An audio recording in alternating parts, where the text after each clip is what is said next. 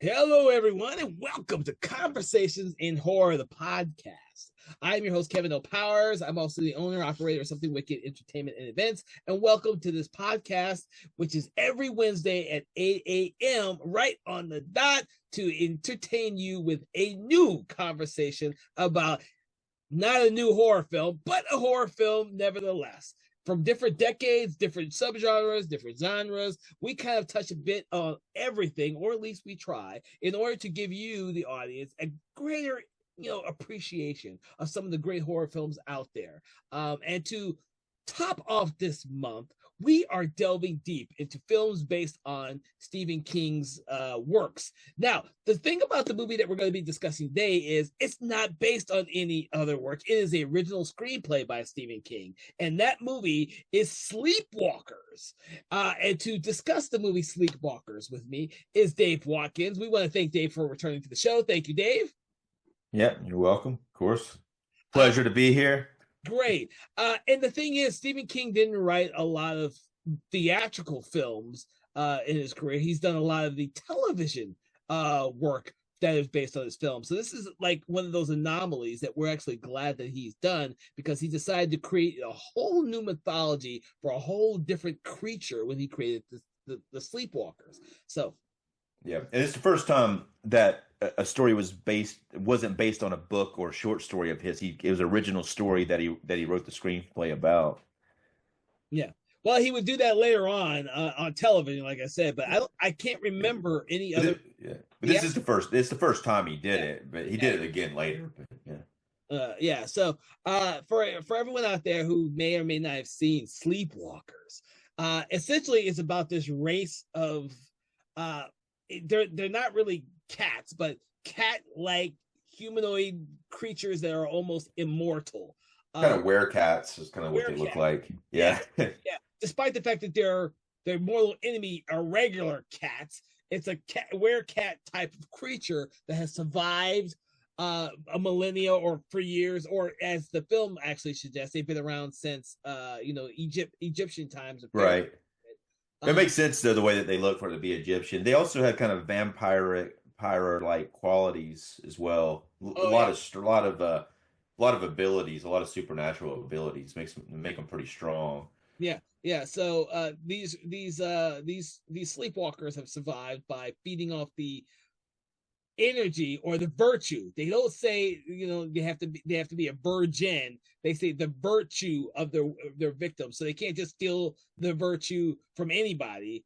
It has to be a specific type of person. And Pretty inconvenient, actually. But I think it actually is a virgin, though. I I think think it it is is. too. But I think it is too, but they don't want to say virgin.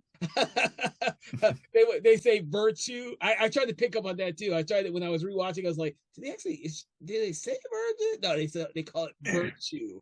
Uh, yeah, which is it's yes, yeah. Anyway, go ahead. no, I was about to say, which is interesting, and I would say, wait, I want to get to know when was the first time you saw this film, and tell me a little about your experience Yeah. with that. Um, I probably saw it when it came on cable, more than likely. It's probably the first time I saw it. This is 1992 film. I remember it pretty good when it came on. I've seen it a bunch of times too. I think it came on a lot. There's one aspect of it I think that may be a polarizing aspect to it that I don't think we should talk about it immediately, but I think you probably know what it is. Oh yeah, I know what it is. Yeah, but I think that's like a part that I'm surprised they got that in there, but I think it's only reason they got that in there because it was Stephen King. But I think that without that aspect in the film, it probably would be more well known. Even though I do like the aspect, but I think a lot of people probably were completely disgusted by it. But Surprisingly, I always knew about this. So this is where I kind of tell people how old I really am, because the reason why I was aware of this movie isn't because first of it is Stephen King. It's because I remember seeing the monster on the cover of Fangoria magazine, like literally the very first issue of Fangoria I ever bought had the cover of Sleepwalkers on it, and reading the article made me want to fucking watch Sleepwalkers. I yeah, So I'd never seen this magazine before that movie came out. I literally saw this newsstand say, So "Holy shit, this is a yeah. cool freaking monster! I have to see this movie called Sleepwalkers." Is it the fully transformed monster, or it was kind of, or was it intermediate with the prosthetics? Fully transformed. I still have the issue too, Yeah. surprisingly. I was a hardcore Fangoria collector back in the day before it shuttered its doors. And of course, it's back again in a different version of it, but I've not been a avid fan of the new version, mostly because it's just too damn thick and I don't have enough time to read it like I used to when I was a kid. But everyone knows I'm a huge monster kid, so Right. I used to get that in the mail too, Fangoria back in the day. I mean, I never saw that issue, but I did get a lot of them in the mail. I probably did it for a few years. Had a big stack of 'em. I was a hardcore fan of horror magazines after finding this issue, and then started getting like Famous Monster from Filmland. This one, there's a ton of them now, but I'm trying to. Everyone that I collected when I was a kid has now shuttered their doors. Yeah. Print unfortunately is kind of died out on a live magazine. There's still some out there, and of course Fangoria was revamped for the modern day audience. Now it's a different thing. You can't, it's not like a normal magazine is like it used to be. But the thing is that back then we didn't have the internet, so we learned about all these monster movies by reading about them. And Fangoria, for Right. me as a kid, was Yeah. Yeah. the top tier ones. And this monster was the coolest thing I had seen or wanted to see back then, because everyone's seen aliens and xenomorphs are the coolest fucking monsters in the world. But I really enjoyed seeing the monster in this film, and I was dying to see this film because I didn't see it at the theater. This is a film I did not see at the theater. I saw it when it came out on VHS. Saw it when it came out. I love the movie because of the fact that it was for me. It was kind of a new mythology for a new creature. I kind of had that same love for this film like I do for Tremors. Like when Tremors came out, there was no other monster like Tremors, the Graboids. I love Tremors because it's so different. Right. And like Tremors, this one has a lot of humor in it too, which works in its favor. Unless you're not ready for the humor. Like some people don't understand humor in horror movies, but there is a lot of humor in this film. I think that this film is, and we're going to talk about this now, is probably polarizing because of the fact that the mother, who is never given a name other than Mother, and Charles. Her name's Mary, isn't it? I think. Yeah, he just calls her Mother the whole movie. If she has a name, they never call her that. Yeah, she's billed and she's credited in the end credits as Mary Brady. His name's Charles. Yeah, his name is Charles. Brian Krause plays Charles, and Alice Krige plays the mom, who is brilliant, by the way, in this movie. And I didn't know who any of these actors in this movie were until I saw this movie. But the fact that the mother and son have an incestuous relationship is what makes it polarizing. right? And that's not subtle. Yeah, it's literally their first scene together. Yeah. And it's yeah, I mean, I think a lot of people, I remember talking to people about it. Yeah, they like a lot of people that really turned them off from it. I think it's a pretty brave thing to put in the film.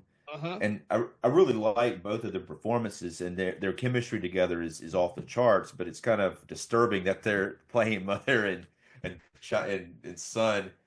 But it's interesting the way that the scene progresses too, because it starts out like the conversation. He's talking about he's picked a new target. Who is the character's name is Tanya, played by May Chin-a-Mick, who plays Shelley Johnson on Twin Peaks. But he's talking to the mom about her, and the mom's like, "Okay, cool." And he's like, "Oh, you're jealous," and she's like, and then they kind of go back and forth, and then like a little bit dialogue later, the mother's like, "Should I be jealous?" And then they get into this dance, and they start dancing, and then eventually they go into the bedroom, and he closes the door. So it's that's the first time that's happened in the film, and that one.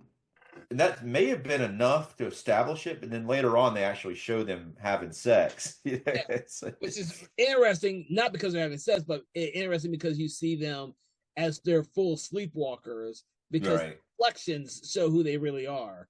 Um, Yeah. and you bring, I remember you bringing up something really interesting about these characters, these monsters.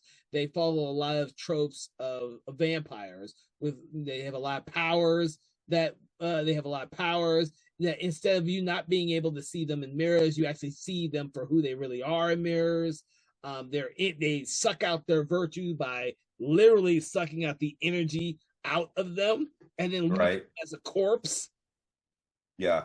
But these I mean, they got like a ridiculous amount of powers, and they do have that one the cats, they're severely allergic to cats, and that's really the only thing you can do against them. They're so allergic to cats it actually can kill them, as you see within the film, but and the cats hate them. The Yeah, cats are drawn to them, and they want to come mess them up. And they're kind of the longer they're in one place, the more cats come to where they're at. But they also they could do telekinesis, and they can change. They can make things disappear, and they can change the color of cars, and then change the model of cars. So they can. I don't know if that's a physical thing or if it's like a psychological thing for people thinking that the car looks different than it really does. I don't know either. I like the aspect of them making things disappear because they call it dimming. When they can make things disappear, and it wasn't until I rewatched it for the podcast I thought it was weird that they have the ability to physically change that car. They don't do Yeah. that to anything else that I remember, but the car they changed to make a model of the car and color and all that type of stuff, which I thought was weird. It probably would Right. be much better if he didn't do that. Yeah, yeah. And then there's they do some morphing stuff. It's just like the second time apparently morphing technology was used in a film, and it doesn't look horrible. But there's a scene where he's in the car and cops chasing him, and he looks over and he sees his face trying to turn in between his regular face and kind of one of the cat were creatures' Yeah, faces. But which I yeah, found funny this time around. I never really found that funny, but when I was rewatching it, I found that his character, Charles Brady, when he first sees the cat Clovis in the police's yeah, car, and he yeah, morphs, I just find that hilarious because you think that after killing so many damn cats over however long they've been alive, that just seeing a regular cat wouldn't just make him do that. But I guess it's a plot point that they have to show the right. audience. And the officer, I can't remember the officer's name, Andy. The character's name's Andy. Yeah, yeah, Andy has to be able to have that moment where he doesn't believe what he's seeing, and he becomes obsessed with trying to find him again later in the story. So Well, I think. Well, I think they're severely allergic to cats, and I think any cat would cause them to morph like that because of what happens with the cat. Because it really the cat's the hero of the movie. The Clovis is, he's the one that does, almost all of the damage to the Sleepwalkers. well, Otherwise it would have, yeah, well, once they kill off Andy, yeah, Clovis says, and I just noticed this too when I rewatched it. I don't, I may have saw it but didn't really recognize it or didn't think about it. But after they kill Andy, and Clovis goes to mourn his owner for those few moments where he goes to the body. And then it's on. Clovis is, I'm yeah, finding who these fuckers are, and I'm going after them. And of course, he yeah. gathers the clan of cats in the last act to go to the house. I was Right, right, yeah, yeah. damn, Clovis, you get pissed. Yeah. Yeah. And apparently that I was listening to the behind the scenes of it, and it said that cat, like most of the time you can't train a cat, but they said that cat was spot on. He was really, really a good actor too, especially for a cat. But they said he was like, of the animals they work with, it was one of the easiest animals to work with, and he pretty much did stuff in the scenes. They actually added stuff into some of the scenes because of what the cat was doing, Oh, because of nice. what he was doing with the Andy character. I really like the Andy character, the cop played by Dan Martin, and he's like there's another cop later on played by Ron Perlman, who's a real asshole, but this character is very likable, and Dan Martin has a very charismatic personality, and it's he's not in it enough, and it's actually kind of when he gets killed about halfway through, it's kind of like, wow, he's killed already because I was really liking that character, you know. Yeah, I agree. But it, When I was rewatching it, I was like, "Oh, yeah, that's right. He does get killed halfway through." But you like yeah, watching him. You think he'll have a much more profound effect on the story in the last act. But to be honest with you, once Brian Krause's what's his Charles yeah. tries to seduce and take over Tanya in Homeland, the graveyard sequence, the story just progresses really fast from there. I didn't remember it doing that when I first watched it. I was like, wow, this film go by Well, really fast once that happened. yeah. Well, that's the best. I mean, I really like a lot of the sequences in this film. We kind of gotten ahead of ourselves a little bit, but Let's go because back. that's really, yeah, I think we should go back, but I really like that cemetery sequence and what happens there. That's terrific. But I guess we should talk about Tanya a little bit, who's his target. And it may played by Mei Chen and Mick, but the first time you see her in a movie theater and she's listening to something like the Twist or something like that Yeah. on a Walkman. And that was a weird thing about this film is like as you're watching it, you see the songs you're listening to are like these 60s songs. Yes. You know, it's weird, which is weird, but it has like 1992 like technology like a Walkman, but it's there's some reason their songs the first time you see Charles listening to a song, it's like Sleepwalk, like which is a 1958 song or 1959. So it's kind of weird that they're listening to these older songs, but she's in there listening to that and grooving to it, and that's when it's a great introduction to her. And Yes. that's when he pops in, and she's really embarrassed that he popped in on her. She's like dancing. She's working at the theater in the lobby, but it's a great scene between her dancing and then their interaction of her being embarrassed and then trying to get him some popcorn and all that. And the Charles character initially comes off very charming and very charismatic, Mhm. and but he's trying to lure her into this victim thing. But at the same time, he several times he's talking to his mom. He asks his mom, "Does it have to be her?" I think he kind of starts to like her as it's going, but and he's like, "Does it really have to be her?" And then the mom is, I don't know, it never shows how it works, but the mom has to feed through him, and that's probably why they have to have sex. But it seems like gets the energy, or whatever it is, and then he has to feed it to her, like she can't get it herself. I believe, and this is due to the fact I've watched this way too many times. I believe that the reason why she can't get it herself, this energy that keeps him alive, is the fact that he still looks young enough to be able to get someone who's a virgin or has their virtue still intact, whereas she would have find it really hard to do so. Um, in this time period. Now, nowadays, she might be able to do that. Call her a milf or something.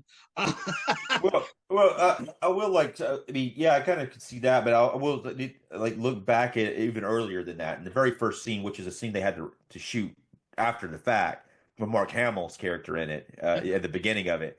Like Mark Hamill plays a cop, and he comes up to this house. I guess the house they were at before, and there's dead cats all over the place. And then they find the body of a young girl inside the house that they had sucked dry. Because apparently that's like really the only time you see what they do. You Yeah, know, they have completely sucked her dry to the part that she looks like a mummy. yeah, yeah. Um, so that Uh, makes me think that they could easily, well, not necessarily, I mean, they could kidnap a kid. It would probably be easier than having to have him go out and seduce somebody. You know, they could just, kidnap a kid. Like, that's what they did before. But clearly it's risky, and they keep having to be on the move because they have to feed. yeah, and they haven't been in that new location for all that long. Well, I not all that long, but I guess long enough to establish that they put together an entire house that's made of Yeah, this old decor and look. Now, I will say this: one of the reason why I think the music is of the age it is because they've been around for so damn long. And Charles does make mention that this is her favorite type of music, so I'm thinking that's just because they're so damn old. But it does bring to mind of why Machen Amick's character is listening to that same type of music, that older style music. I think this yeah, just adds to the ambiance of the film. There's no modern music in this movie like that. This right. movie has this old timey feel because you're supposed to think that these are ancient creatures that have been around for hundreds of years. Um, I think that's the whole reason why the music fits the way it does. And I do honestly think if they put modern music for the time in there, it wouldn't give it that almost timeless quality type thing. You feel like it's dated. Yeah. Yeah. I like it that she's listening to I think it's the twist or something like that. But it does come off like right when you first hear it and her listening to that through a Walkman. It's like, yeah, you think that it should probably be something else, but I mean, I think it works fine. But yeah, and it does give it like we were talking about Silver Bullet earlier. It does kind of give you that kind of timeless type of feel. Even seeing the Walkman doesn't necessarily scream like current. It's not as bad as seeing like an answering machine. Yeah. Oh my god. Well, the other thing is that this movie does, and I wanted to ask you this because I never noticed this until I rewatched it, and this could be because of everything that's going on in the modern day world in terms of Me Too movement and stuff like that. But I never saw Charles's character as a stalker as much as I see him now when I watch this movie. He has picked a victim out of a book and is literally stalking her.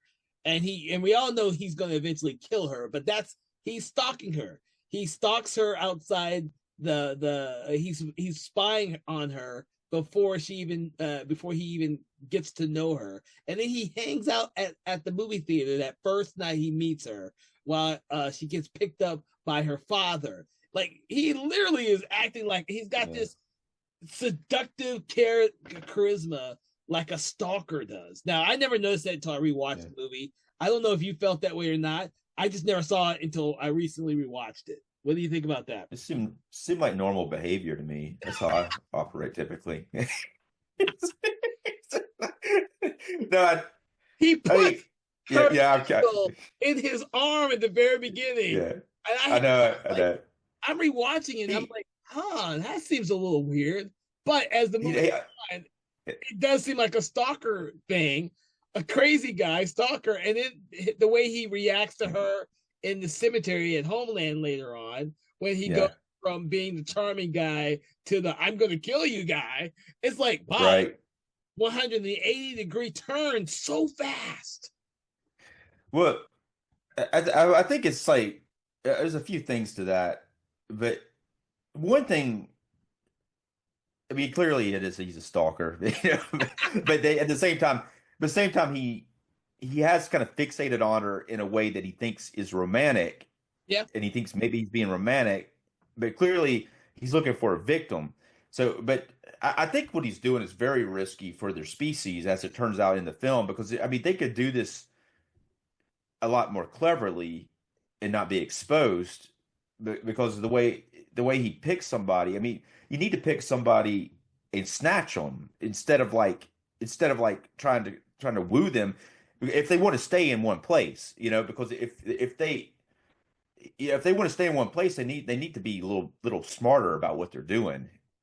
Is at the same time it helps the plot move forward, but and it's kind of weird if they're being this ridiculous and not very smart about what they're doing, and they move all their stuff into this new house, and then they have to move again so quickly, because it's like, you think about it, if you go and you find a victim and you go out on a date with them, you go to their house and pick them up and see their parents, and then they know that you went out on a date with them, and suddenly they find them mummified the next day or whatever, then it's like, okay, who could have done this? I wonder who it was. Yeah, the person she went on a date with. Yeah. I mean, it couldn't have been the boyfriend, I know. I didn't think about any of that, and to be honest with you, when the movie came out, I never thought about any of this shit. And you shouldn't think about it. I mean, because it's like because you're watching the film and the script flows at a really razor sharp pace for the most part, and you just have to really think like what we're doing now, like pick it apart. But it works. But if you think about it, if you look at the Sleepwalkers and the way they're handling it, it's just not they're not looking at their survival very good. They could do it a little smarter, but they're desperate.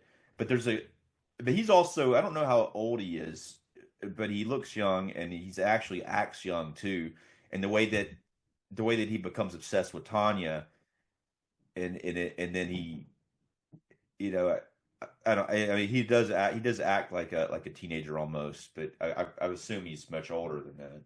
Yeah, I got that impression too when I rewatched it. I was like, well, he actually acts much like a teenager. He doesn't act nearly as world weary as his mother does. His mother, especially in that last act when his mother Yeah, goes to kidnap Tanya from her own house. Alice Creed is freaking brilliant in this movie. I love to say because her yeah, performance yeah, is so yeah, fucking over the top great. yeah. Her reactions to all the other characters, even her the clever one liners they give her are actually really Right. good. I, well, I think in general, even like the earlier scenes when she's just in the house, and she treats it like Shakespeare almost. She's like mesmerizing, really, like, in every scene she's in. And it's the last part where she becomes the main villain is just like off the charts. Yeah, and it just chills me when I rewatch. I was like, damn, she's still good in this role. Uh, Yeah, yeah, I mean, and you think, like you said, there'd be a little bit more care taken to the actual unfolding of why they are doing what they're doing. But I do have to say that the script itself does a really good job trying to create this other world, worldly creatures. From the fact that the opening credit sequence shows you all these images of shapeshifters that are probably all real images, but that cobbled together to create the sequence. And then, of course, right, yeah, yeah, when Charles is in class telling the story that he wrote about the Sleepwalkers, which is really just him telling his own story, gives the audience and the Tanya a clear picture of what Sleepwalkers are without her actually knowing that it's Charles and his mother. And the audience get to learn a whole lot in such a short amount of time, and it's really cleverly done.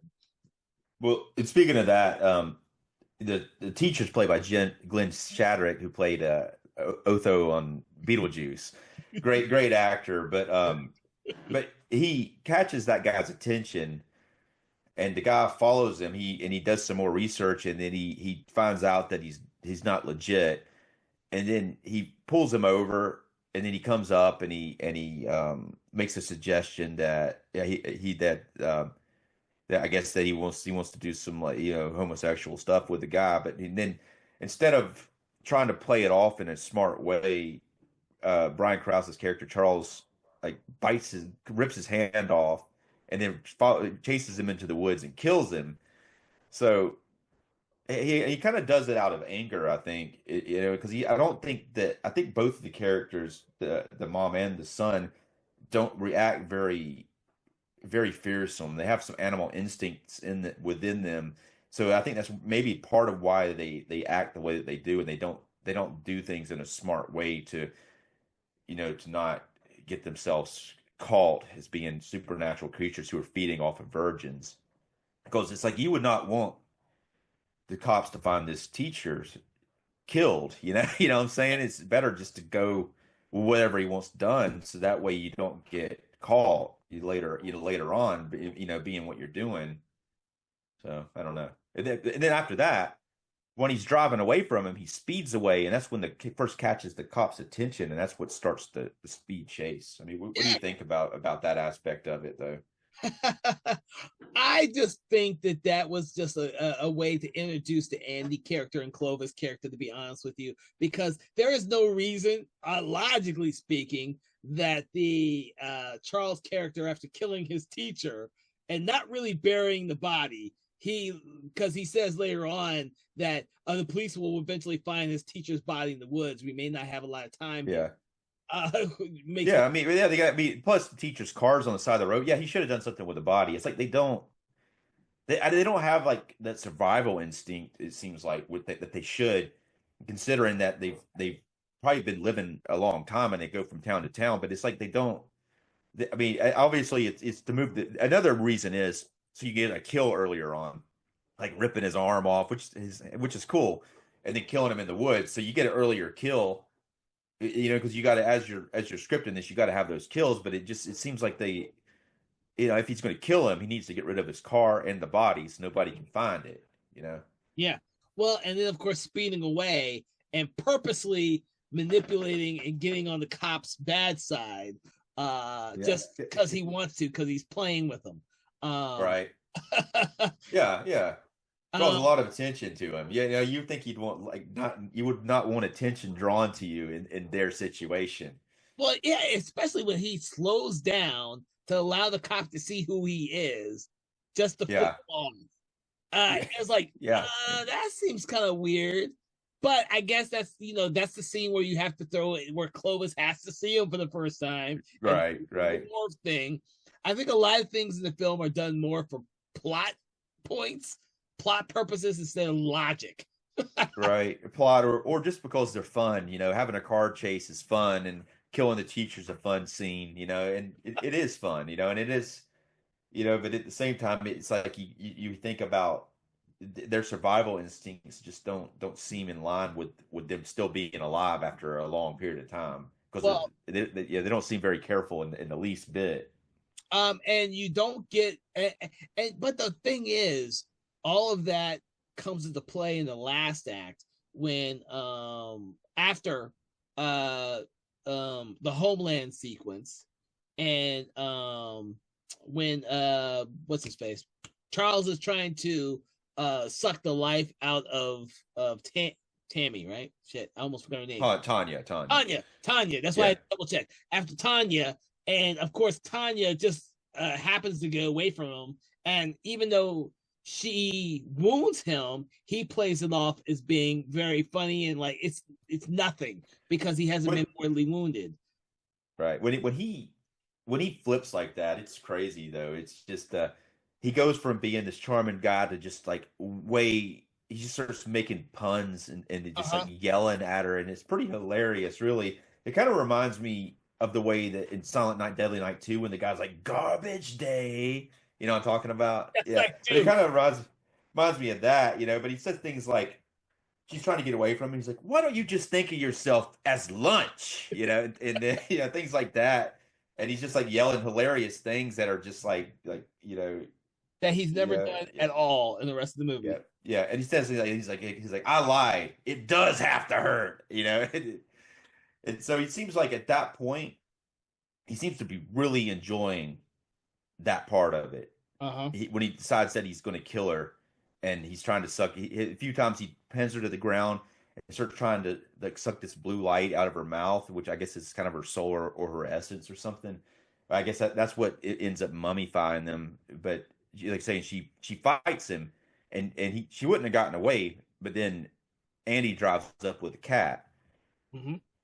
And really, even the cop driving up—that's the thing. I think that's one thing that you could justify the way that they act because they think that they are invincible, and they are invincible with the exception of the cats. Okay. Okay. Yeah, but here the Andy comes up and Andy's trying to help her, puts her in the back of the car, but then he comes up and sticks like a pencil into the side of Andy's head, slings him onto the ground. It goes into his head. It's a pretty graphic shot, and he's like cop kebab.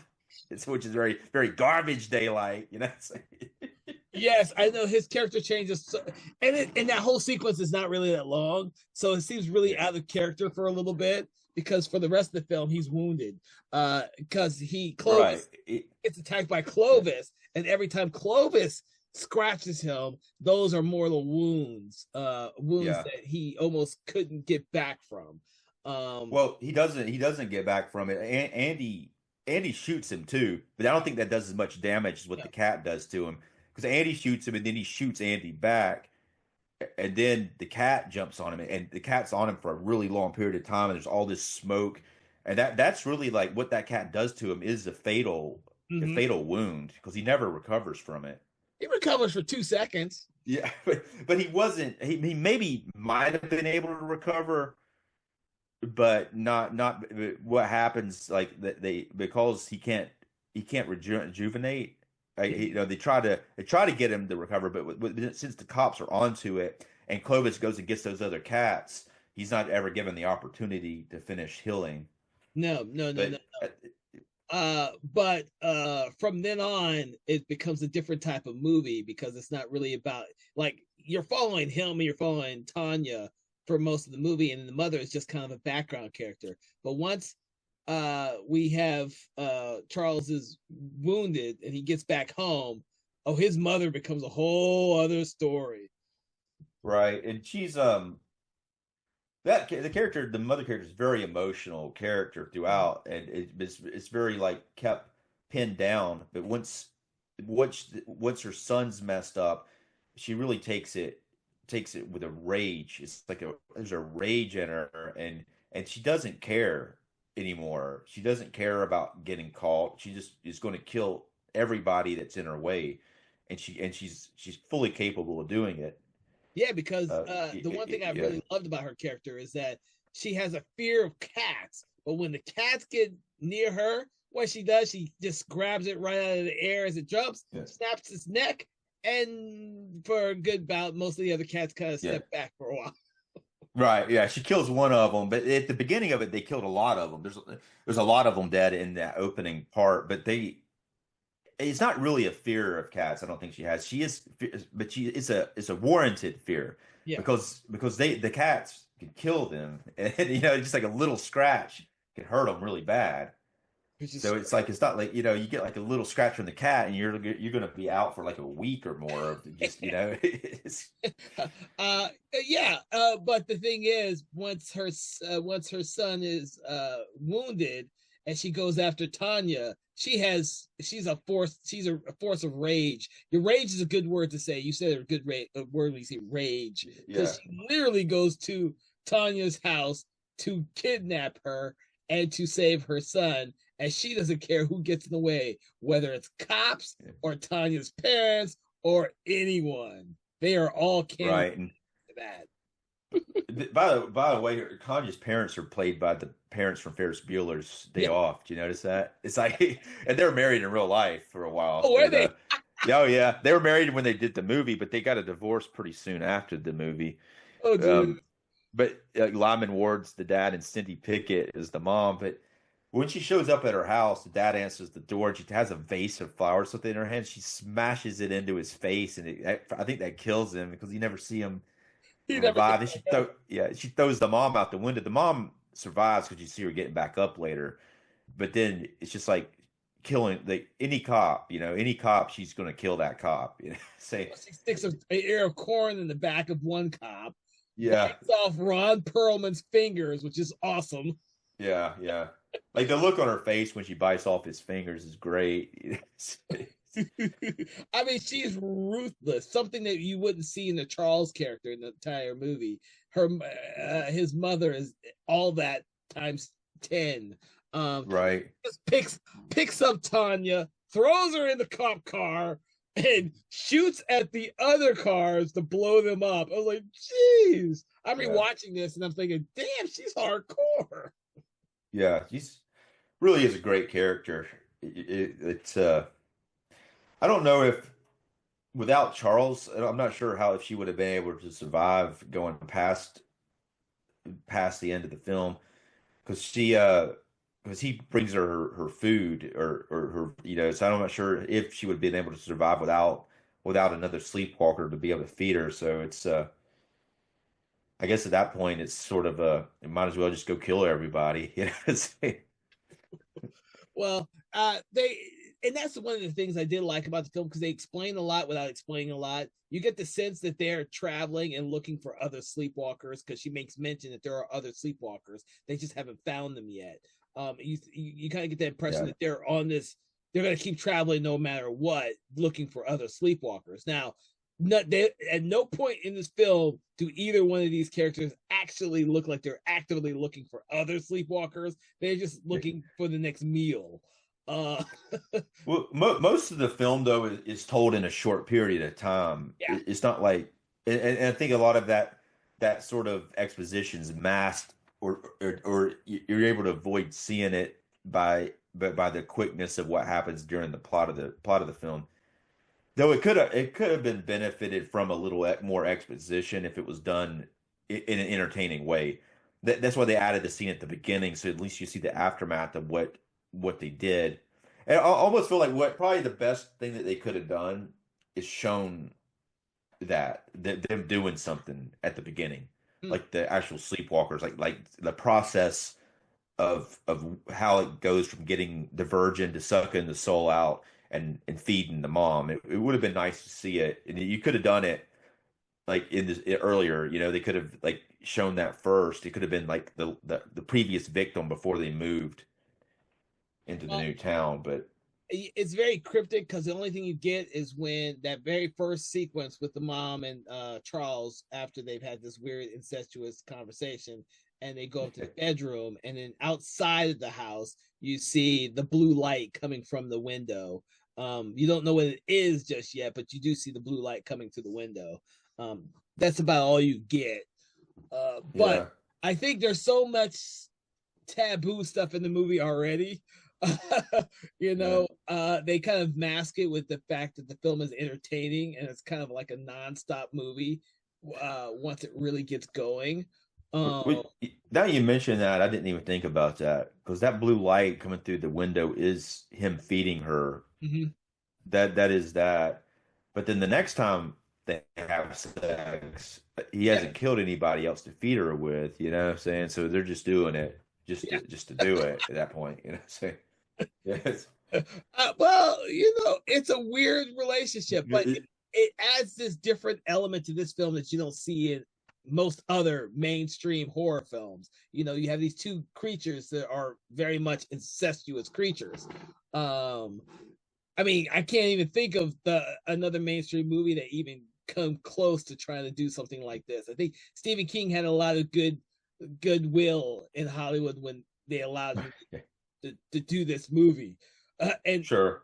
Mick Garris, who I believe this was his first real theatrical movie.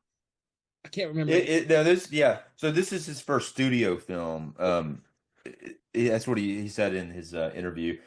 It's funny. He said when they were shooting the film, they were shooting Bram Stoker's Dracula on the set at the same time, and some other big film. I'm trying to remember the other one, but he shot it on a studio in studio. So he says it's the first time he'd done it. I think prior to this, he'd done Critters too. That's right, Critters 2. I was about to say, I was thinking he did another one, but to be honest with you, I can't even remember if Critters 2 had a theatrical release or not. Well, I think it. Yeah, I'm not sure either, but it wasn't a studio film. The other film was Hook, the Robin Williams film that they were shooting on the studio at the same time. So it was like Hook, Bram Stoker's Dracula, and then Sleepwalkers was the lowest budget of the three of them. But it was a studio film.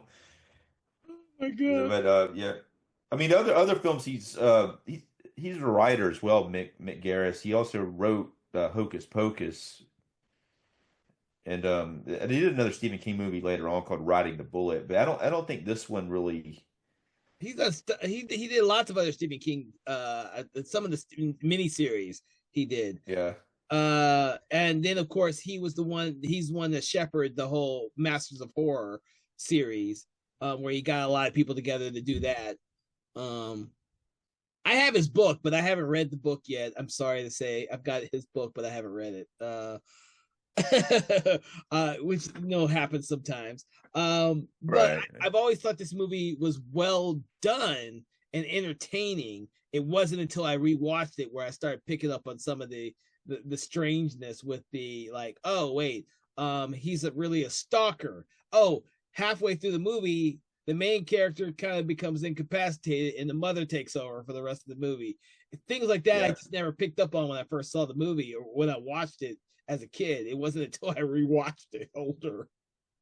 Right, yeah. It is it's a cool thing that I mean it's that he gets incapacitated or really like from there on that's probably the worst part of the film for him because he had to actually wear that suit when he kind of turns into mostly sleepwalker and he's laying on the sofa. He said it was horrible having to do those scenes. But Oh wow. but the but really like it is one of those where like he's credited top build, but his character is kind of taken out of the story a little bit past halfway through for the most part. Yeah. and the mother's character becomes the antagonist. Really, like Machen a mixed character. Tanya's the protagonist of the film in a for the most part, even though the cat's the one that does all the heavy lifting. The cat does all the heavy lifting. Yeah, yeah.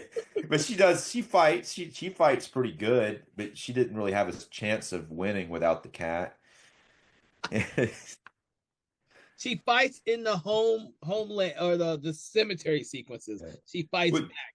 After she that, fights back. Yeah. she's traumatized. Yeah. No, she fights back with the mom at the end, though.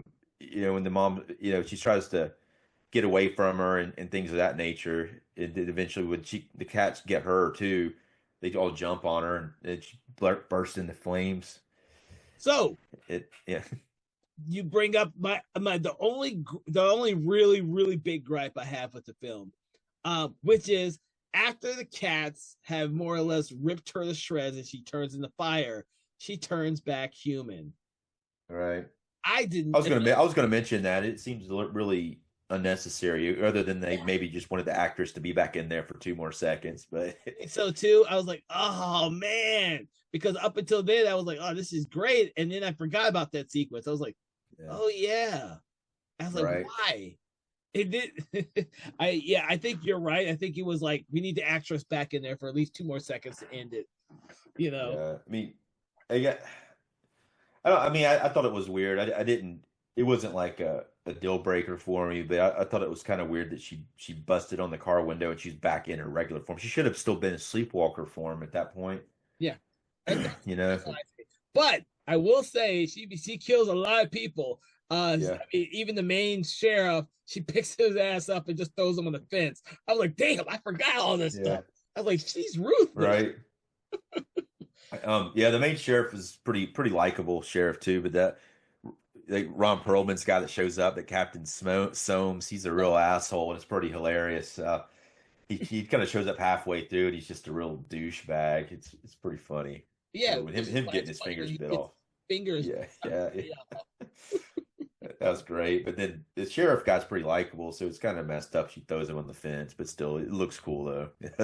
Well, I hate to say this, but in this film, a lot of innocent people get something done to them. I mean, Tanya's parents, Yeah, the Andy, the cop, who's a very likable cop. Yeah.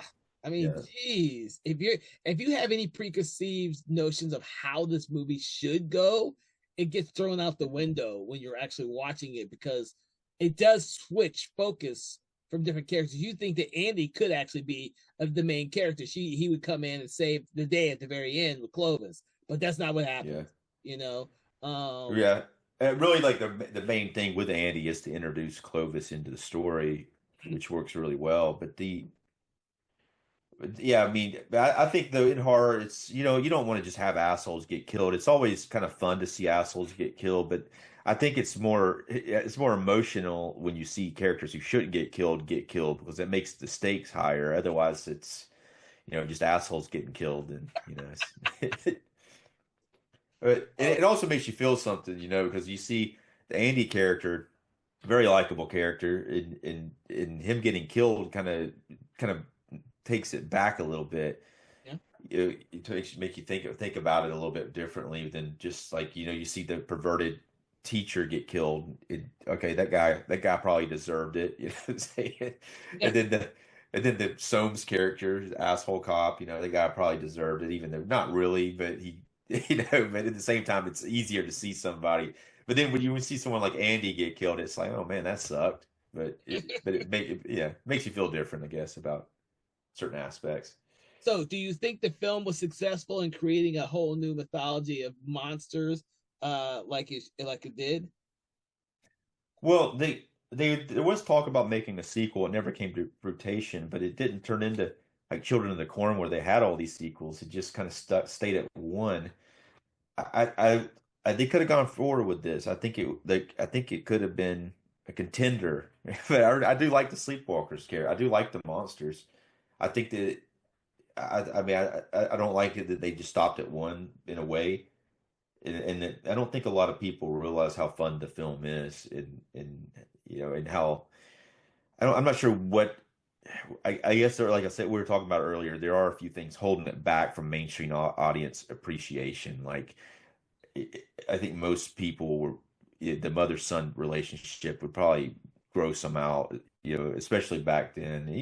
If you look at like a show like Game of Thrones and you have like, Jamie Lannister and his sister having that relationship, it's pretty gross, but now I think people are a little more accepting with that sort of pushing the boundaries with incestuous relationships and things. Not that it's they approve of it, but now they probably wouldn't be as like that was gross. I I will don't know. go ahead. Yeah, I mean, I think that was all I had to say about it. But I did have another thing. I really like I say, I do like the monsters, and I think it could have. I think it's underseen and underappreciated in general. So I am going to agree with what you said earlier a little bit in that this film with all the mythology and all the stuff that went into putting that together, Stephen King for this film, I would have loved to have seen sequels explore a lot more of the world of the Sleepwalkers. I think audiences would have really dug this, even if it was a straight to video release. Because we never got another Sleepwalker, yet we got like 100 fucking Children of the Corns out there, and for what reason? Yeah, No one fucking right. knows. This film, I think, would have been a huge cult film franchise if they had explored more of this, and they could have. The monsters were practical. They could have done a lot with the Sleepwalkers. I don't know if the CGI aspects are what turned people off because Children of the Corn, with the exception of the second and maybe a little bit of the third one, doesn't rely on CGI all that much, which is Yeah, probably why they kept making those shitty movies. yeah. Who knows? Right. Yeah, I mean, clearly these monsters are. It's a pretty cool suit. Mm. Um, they the director didn't like the heads of them. He said he thought the head was too big. He wanted it to be. When he saw the Tommy knockers, he's like the heads needed to be about that big. But the way that they were designed, they had to have mechanics in there. They're actually people in suits, different people than the actors. Once they're in the full suits, when obviously when they got the prosthetics on their faces, that's the actors. But when they're in full sleepwalker mode, they're played by stunt people. Hmm. Okay. But the director, I mean, I think they look pretty cool. But the director said he wasn't that happy with the way that they looked in full sleepwalker mode. He said he liked the prosthetic intermittent stuff, but not the full sleepwalker mode. Mm. Mm. Well, But I always you were, yeah, yeah. you know I'd what? say you were impressed with it, which you saw that on Fangoria, and you're like, that's it right there. Well, yeah, I was a monster kid. Us monster kids love when there's a new monster movie out. But Yeah, I saw a lot of movies in the early '90s. Like I said, I saw a lot of horror movies in the late '80s at the theater. Um, but for some reason, this movie escaped my mother's radar. I have no idea why, because she would take me to most of the Stephen King movies, but for this one escaped her for some reason. Probably because it wasn't based on the book. Now that I think about it, because she had read all the books, we saw the movies based on books. This one wasn't based on the books, so it just probably just did not register on her radar at all. That's probably what it is. Um, which is sad. I would have right. loved to have Yeah, seen yeah, this in the theater. Because and I do believe there just aren't enough monster movies, and there's not enough franchises that extend from monster movies. Especially even if they were straight to DVD flicks. There's very few of them out there. Uh, Maybe monsters just yeah. cost too damn much. I don't know. Yeah, it's definitely a great creature feature is how I guess I kind of think of it that way. But I think that I don't know if it's like this film made money. It cost 15 million to make it, which is decent budget for this type of film in 1992, and it made 30 million dollars, so it made double its budget, which is pretty Yeah, so good. But, yeah, so why? Yeah, maybe yeah, Stephen, and this could also be with the rights issue. Maybe Stephen King owns the rights to this, and he said you're not making any fucking sequels. Whereas with Children of the Corn, the rights were sold to the. Eventually, they ended up with the Weinstein's and Dimension right. Films, who kept cranking out shitty sequel year after year after year to keep the hold the rights to Children of the Corn. Yeah. I don't know It was why. kind of like, yeah. But Pet Cemetery, when they made Pet Cemetery 2, he made them take his name off of the film. I think they had the rights to the story, but they didn't have the rights to his name. I think the same thing with Children of the Corn, because once they got past like the first one, it's no longer Stephen King's Children of the Corn. It's like Children of the Corn, Yeah. part 8 or whatever it is. I will say that I recently just watched the last one, like maybe a couple weeks ago, the Children of the Corn Runaway, because that had Yeah. been the one I had not seen. It's pretty bad too. Pretty stellar. I guess it's another one that they made just to keep the rights. But I don't even think there's any corn in that movie. yeah, There's no corn in that movie. I don't think there's any corn in that movie. But yeah, I have, yeah. The thing is, I was and I'm not like that as much anymore. But when I was younger, and VHS rentals was the jam. I would rent out all the new fucking sequels when they came out. Um, and like I said, Sleepwalkers was one of those movies I rented when it first came out because I didn't see it at the theater. I would have seen sequels had they made sequels, but they didn't. That's unfortunate for the history of the movie. I'm hoping that people can appreciate this movie and have seen it. I actually don't know the status or the cult status of this film. I have actually not talked to many people about this film. I don't know if you have or not, but I most certainly have not. yeah.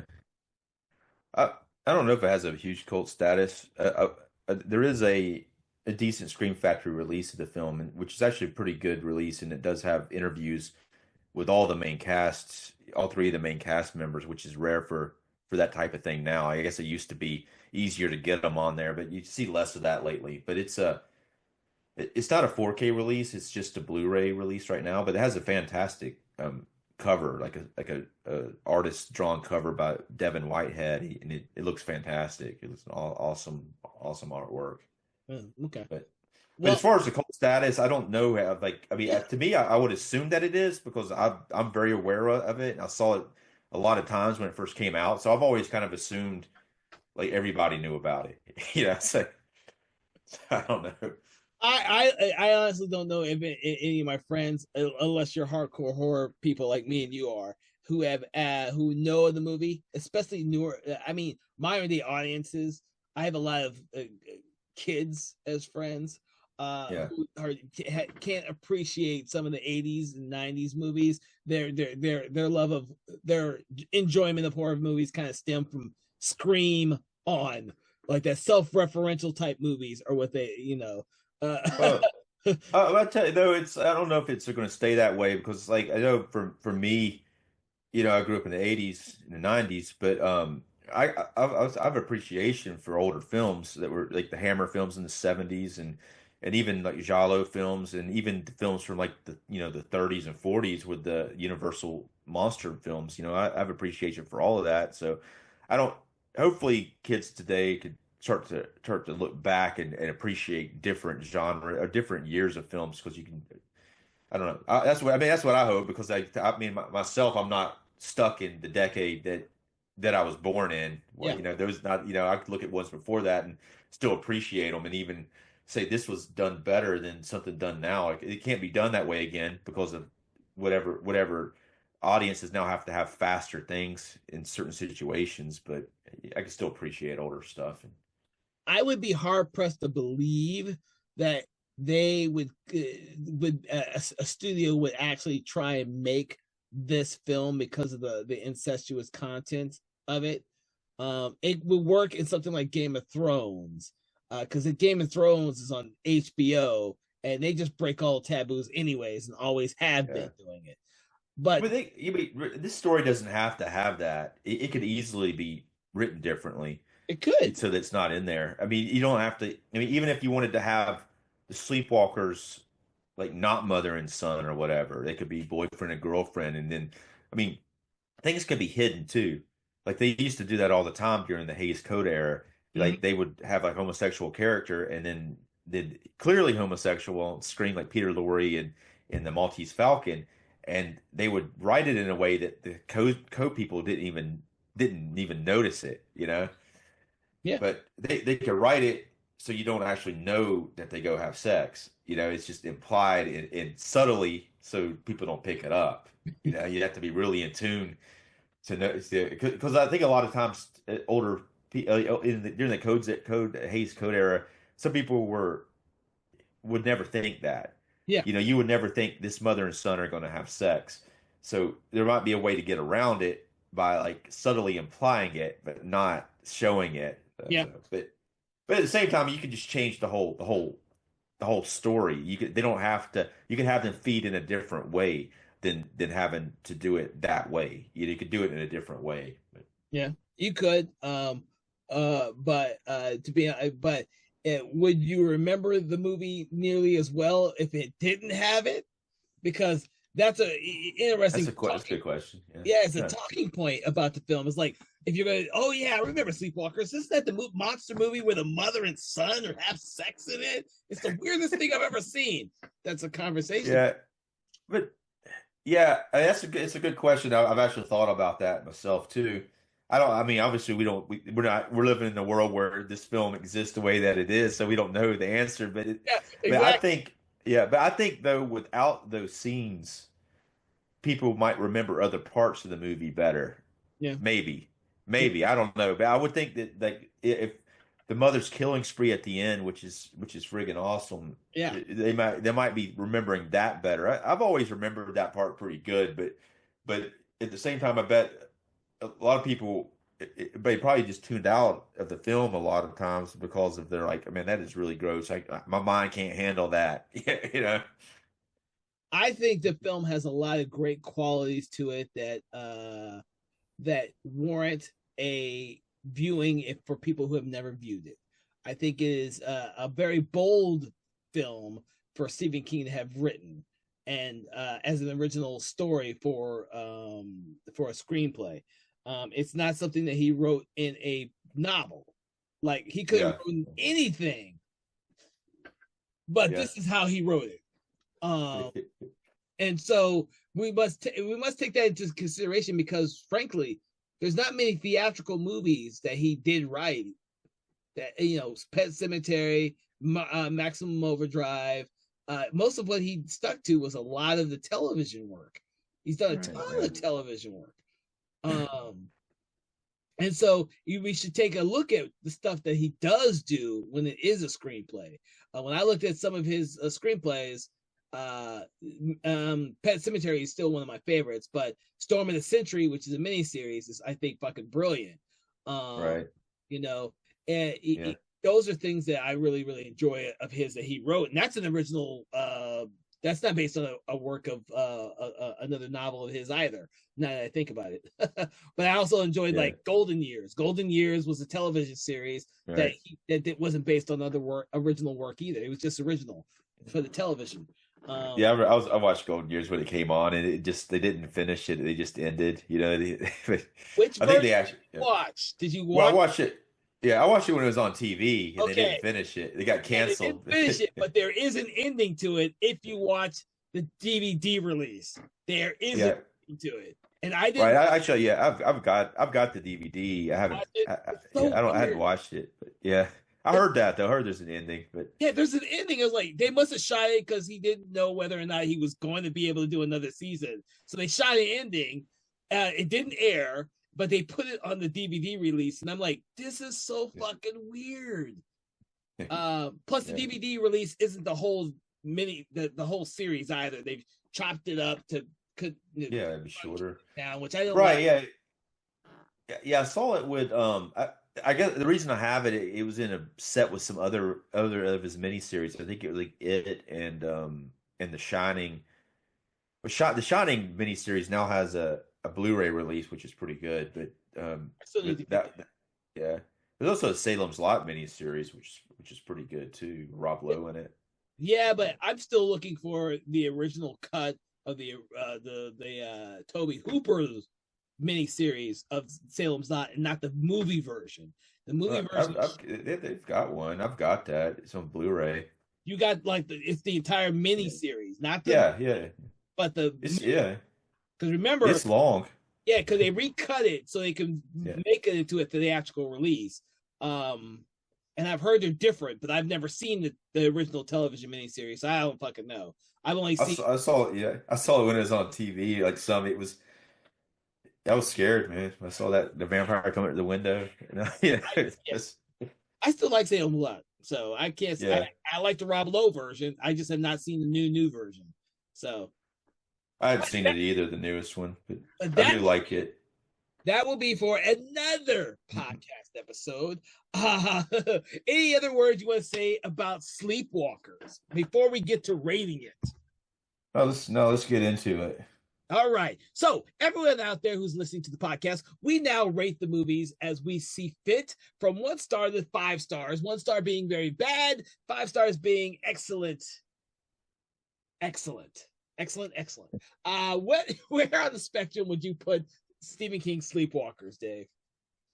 Well, I'm going to give it a 4. Maybe seem a little high, but I like the script, even though that like we talked about some inconsistencies with it, but I think it's made up for with the performances, especially by Alice Craig, Yeah. and freaking fantastic, and the humor, and also the even the violence when it happens is hilarious in a way. So I think it's a lot of fun, and the sleepwalkers themselves. That I like the fact that I like the cat attacking, and I like all the special effects that are in the film. I'm going to agree with you. I'm going to give it a 4. I would have given it a 4 when I first saw the movie, and I'm still going to give it a 4 now because no matter what I have said tonight, I still find the fucking movie entertaining and it's fast paced. And Alice Krige is fucking phenomenal in this movie. I love the mythology with the Sleepwalkers. I wish they had done sequels. We only got a glimpse of them here, and for the fact that, and we did not discuss this, and I wish we had, for the fact that there are so many goddamn cameos in this movie, from Clive Barker to was it John Landis, and I think Toby Hooper all have Right. cameos, and Mark Hamill. Stephen King. Yeah, Stephen King Stephen himself's King. in it too. Yeah. So, which is funny. I forgot Stephen King was in here, but he's the guy. He's the guy who's supposed to be locking up Homeland, the whatchamacallit, Cemetery. Yeah. Terry, but doesn't. Right. Oh It's a my! pretty funny scene too because he's walking around and he's talking to each person's like another famous person. You know, he walks up to him, he's like, "Hey," he's like, I'm not going to like take responsibility for this." And like, "Oh, I'm not the guy you need to talk to. You need to talk to that guy." And he goes over and it's like somebody else famous, you know. Yeah, that's Toby Hooper and Clive Barker. I'm like, I had forgotten that until I rewatched. I was like, holy shit, I forgot they were in this movie in this little Yeah. cameo sequence. It's freaking brilliant. I loved it. And I forgot Mark Hamill was in the beginning too. I was like, holy shit, Right. Mark Hamill. So I give it a 4 because when I am entertained by this movie.